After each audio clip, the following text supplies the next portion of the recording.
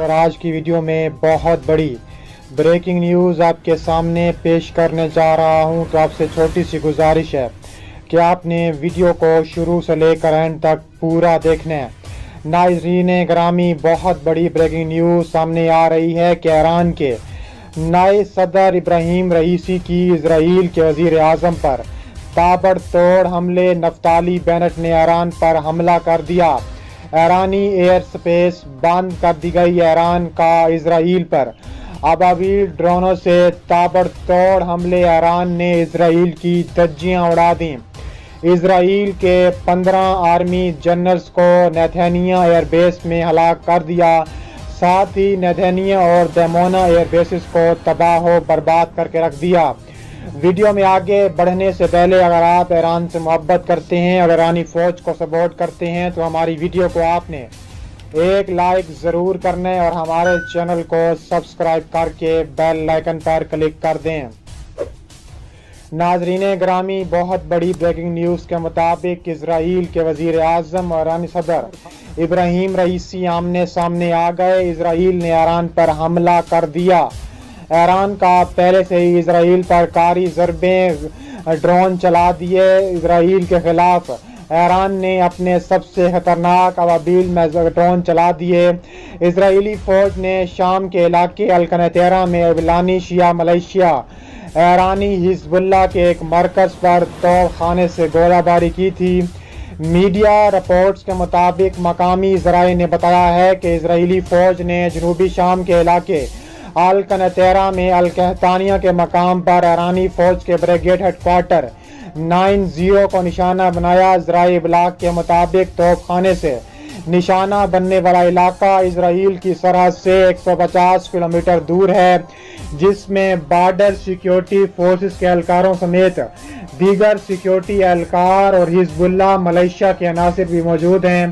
عینی شاہدین کے مطابق اسرائیل کی ٹینکوں سے گئی گولہ باری میں عسکری کیمپ مکمل طور پر تباہ ہو چکا ہے، تاہم کسی قسم کے جانی نقصان کی تصدیق نہیں ہو سکی۔ خیال رہے کہ اسرائیل میں نفتالی بینٹ کی سربراہی میں قائم ہونے والی نئی حکومت کے دور میں بھی ایران اور اسرائیل مکمل طور پر آمنے سامنے آ کھڑے ہوئے ہیں۔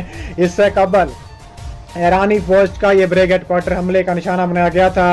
ایران نے مقامی طور پر تیار کردہ ابابیل میزائل 2000 کلومیٹر تک مار کرنے والے یہ لڑاکا ڈرون کی نمائش کی اور فلسطینیوں کی جدوجہد کو خراج تحسین پیش کرنے کے لیے اس نے اس کا نام ابابیل رکھ دیا۔ خبر ایجنسی رائٹرز کے مطابق سرکاری میڈیا کا کہنا تھا کہ ڈرون کا نام فلسطینی جدوجہد سے متاثر ہو کر ان کے اعزاز میں ابابیل رکھا گیا۔ اس کے علاوہ پاسداران انقلاب کا کہنا تھا کہ نیا ڈرون میں 35 گھنٹے پرواز، 13 بم اور 500 کلو گرام الیکٹرانکس کی اشیاء ساتھ لے جانے کی صلاحیت رکھتا ہے۔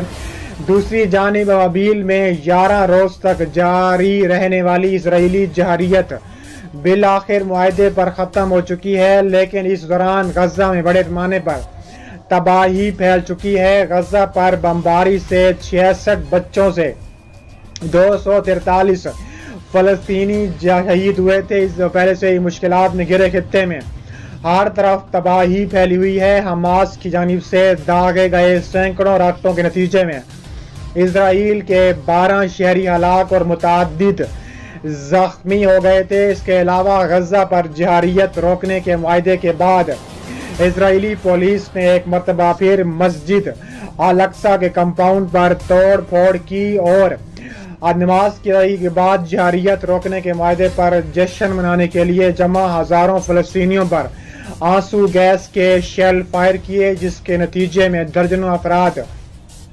زخمی ہو گئے۔ اسرائیلی پولیس نے مقبوضہ بیت المقدس کے اولڈ سٹی میں قائم مسجد الاقصی کے کمپاؤنڈ میں توڑ پھوڑ کی۔ اس کے علاوہ عینی شاہدین کا کہنا تھا کہ نماز کے وقت اسرائیلی فوج اندر داخل ہوئی، انہوں نے توڑ پھوڑ کی ہے۔ الجزیرہ کی رپورٹ کے مطابق فلسطینی معاہدے پر جشن منا رہے تھے اور گیت گا رہے تھے۔ اسی دوران اسرائیلی پولیس کا دستہ کمپاؤنڈ میں داخل ہوا، ہجوم کو اپنے روایتی طریقے سے کنٹرول کرنے کی کوشش کی۔ اسرائیلی پولیس نے فلسطینیوں پر اسٹین گرنیڈ، دھواں چھوڑنے والے بم، آنسو گیس کے شیل فائر کیے جس سے بھگدڑ مچ گئی۔ اس کے علاوہ مسجد الاقصی کے کمپاؤنڈ میں موجود ہزاروں افراد کو منتشر کرنے کے لیے انہوں نے فائرنگ کی۔ اسرائیلی فوج نے سیز فائر کی خلاف ورزیاں کرتے ہوئے ایک بار پھر غزہ پر بمباری کی ہے۔ عرب میڈیا کے مطابق اسرائیلی طیاروں نے ایک بار پھر سیز فائر کی خلاف ورزیاں کرتے ہوئے دوسرے روز بھی غزہ پر شدید تابڑ توڑ بمباری کی، جس میں متعدد عمارتوں کو نشانہ بنایا گیا۔ تاہم ابھی تک فضائی حملے میں کسی جانی نقصان کی کوئی اطلاع نہیں ملی۔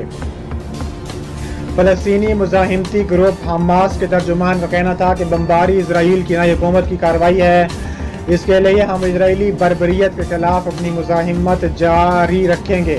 اسرائیلی طیاروں کی بمباری کے بعد حماس کی جانب سے بھی بھاری ہتھیاروں سے اسرائیل پر فائرنگ کی گئی۔ دوسری جانب اسرائیلی فوج کا کہنا ہے کہ حماس نے غزہ سے آتش گیر غبارے اسرائیل کی جانب چھوڑے، جس کے جواب میں کارروائی کی گئی۔ واضح ہے کہ گزشتہ ماہ اسرائیلی علاقہ ہتھیاروں نے 11 روز تک غزہ پر شدید تابڑ توڑ بمباری کی تھی۔ اس کے علاوہ واضح ہے کہ گزشتہ ماہ اسرائیلی ہتھیاروں کی بمباری کے بعد تابڑ توڑ معاہدہ بھی ہوا تھا۔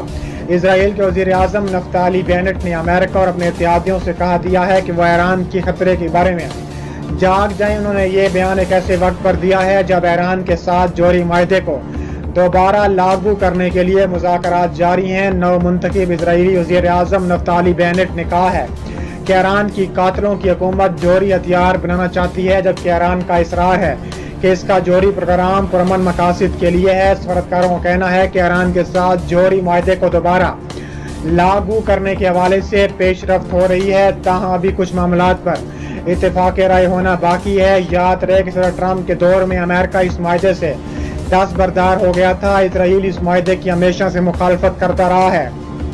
اسرائیلی وزارت خارجہ کے ترجمان کا کہنا تھا کہ ایران کے نئے صدر ابراہیم رئیسی کے انتخاب پر عالمی برادری کو گہری تشویش ہونی چاہیے۔ وزارت خارجہ کے ترجمان لیئر جیت کا کہنا ہے کہ ابراہیم رئیسی ایران کے اب تک کے سب سے زیادہ بنیاد پرست صدر ہیں۔ انہوں نے متنبہ کیا کہ نئے رہنما ایران کی جوہری سرگرمیوں کو فروغ بھی دے سکتے ہیں۔